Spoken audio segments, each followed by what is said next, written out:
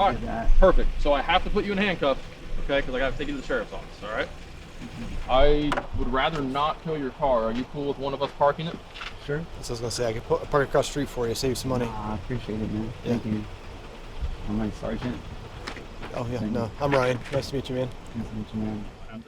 Hey Giovanni, I just want this to go with you so you don't lose it, okay? Is there anything else in the car that you need to go with you? There's like another phone in there. Another phone? Yeah, because that was like my replacement. And Okay. then I had another one that was the one that I had.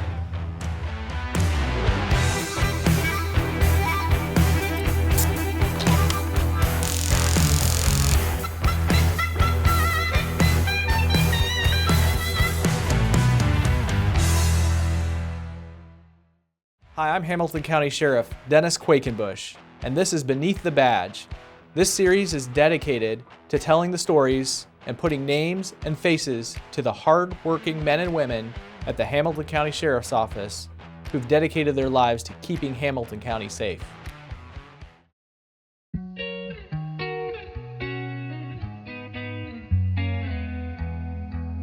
I'm Ryan McClain. I am a sergeant at the Hamilton County Sheriff's Office, currently assigned to night shift. So I hold quite a few different roles. I'm the assistant commander for our canine tracking team. I'm also a field training officer here. Just recently got moved back to the road after being promoted, but I spent 2.5 years inside working as a public information officer.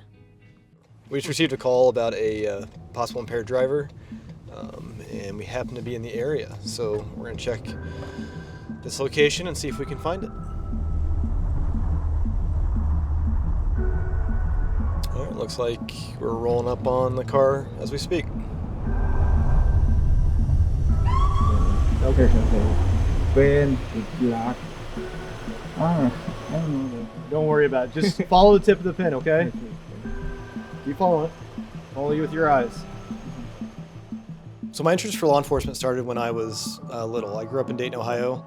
Grew up in a really rough area and vividly remember heavy police presence in my neighborhood for both good and bad reasons. We had a next door neighbor, Greg, worked for the Dayton Police Department. Really nice guy. He and my dad became friends, and he was a SWAT team member and their head sniper. And I remember as a kid sitting on the porch late at night watching him get called for his SWAT call-outs. He'd get in his really cool green uniform with all his equipment, get in his truck and would leave, and I was always really envious and intrigued. Okay, Oliver, I have probable cause to believe that you've operated a vehicle while intoxicated.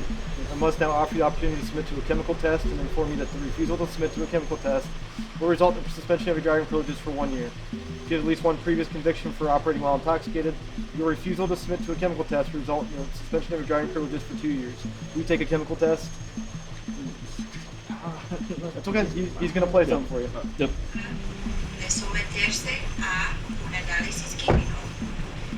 When I got into college, I went to college for criminal justice, was an intern for the Dayton Police Department, and was also a volunteer with what's called Neighborhood Assistance Officers, NAO.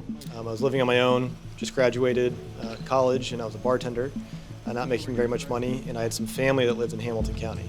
Didn't know too much about Hamilton County, but I knew I wanted to work for a big city, a lot of excitement, just kind of what I experienced growing up in Dayton. And so I applied to the Indianapolis Metropolitan Police Department.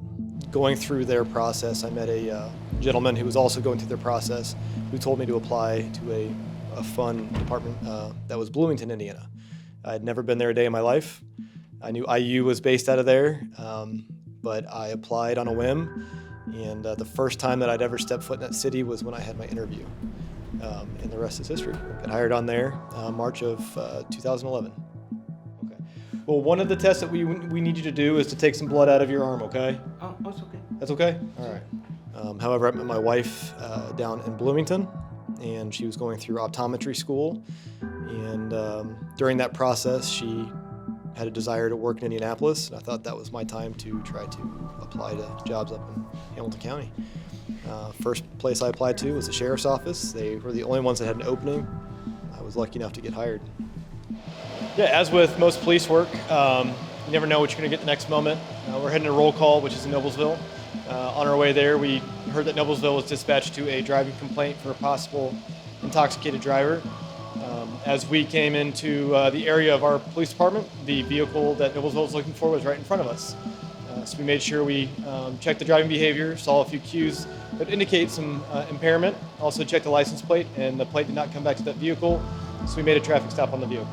It was very apparent he had a little too much to drink. Our test continued to prove that, and he was very easy to work with. Luckily, we got a impaired driver off the roadway.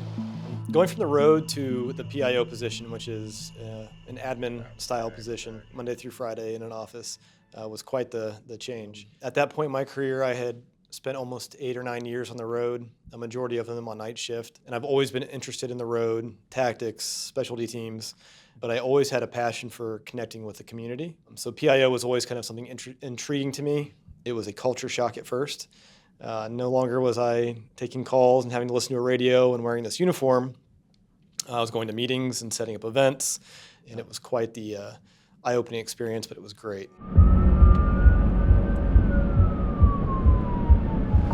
Dispatch 3229. Good. 1023, if you could give the suspect description one more time, please. Black male, red jacket, carrying a backpack, white hat.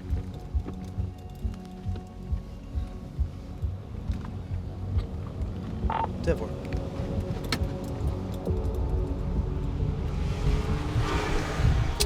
And R9 too, so. Dispatch 3229. If we can get another officer to Phillip Drive and Presley Drive as well on the west side. I've not hadn't let anybody go past the front of the vehicle where he took off. He just took off down that that sidewalk, pretty fresh. Okay, cool. So we'll go with you. Driver's side? Driver's side, passenger is right here. We took him out of the vehicle. All right, so currently we had a vehicle traffic stop. During the traffic stop, the driver fled the vehicle. Deputy was able to catch the passenger of the vehicle, but the driver's still outstanding. We have Noblesville K9 here. We're going to do a track and see if we can apprehend him. He is coming. Okay, we'll wait a second. So PIO, while doing that, there was a few highlights. One being the implementation of the veteran pin project. I presented the idea to Sheriff Quakenbush to give pins for our uniform to all of our prior or current military service women and men that they can wear on their uniforms. The next highlight is meeting a good friend, Ryan McClain, who's behind the camera. When I first started this position, or started at the agency, I had a great lieutenant named Eddie Moore. One day he said, "Hey, you have a rider, and you won't believe what his name is."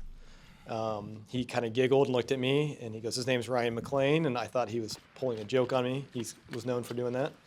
But next thing I know, I meet this really friendly guy that had a special skill set when it came to videoing, and he had a passion for law enforcement, was a great supporter. Good. Did you see anybody run this way a little bit ago? No, I sure didn't. How long have you been out? Probably about 5 minutes. Okay. Thank you. I'll let you know if I see you. No, you're good. Have you seen anybody run black male red top? I have Backpack? not. Okay. No, I haven't. So, all right. Thank you so much. We bounced some ideas off of each other, and when I finally got into the PIO role, the media, Ryan McClain, had always talked about interviewing police officers to kind of put a face and a personality and a perspective of that individual behind the uniform that you see.